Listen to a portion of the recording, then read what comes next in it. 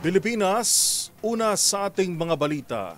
Mga nabubulok na bangkay na ng natagpuan ng mga otoridad ang dalawang mangingisda sa Sibunag, Guimaras na nauna ng napaulat na nawawala. Ang mga biktima hihila lamang ng lambat ng hampasin ng malakas na alon. Una sa balitang yan, si Jocelyn Maki. Nasa advanced state of decomposition na ang bangkay ng dalawang mangingisda nang matagpuan sa baybayin ng Barangay Sibaste, Sibunag, Guimaras. Unang inireport na missing ang mga biktima na sina Vincent Paul Valles at Ryan Galfo.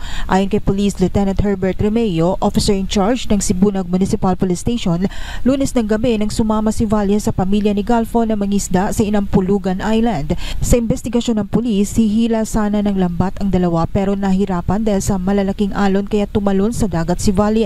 Dahil dito nahampas siya ng alon at napalayo sa kanilang bangka. Tumalon rin si Galfo upang iligtas sana ang kaibigan pero pati siya ang napalayo rin sa bangka. Sinubukan ng mga kasamahan na iligtas ang dalawang biktima pero nabigo dahil sa malalaking alon. Inireport ang insidente sa Philippine Coast Guard Substation at Sibunag Police at agad na gumawa ng search and rescue operation. Para sa MBC Network News, ito si Jocelyn Maki, una sa Pilipinas, una sa Pilipino.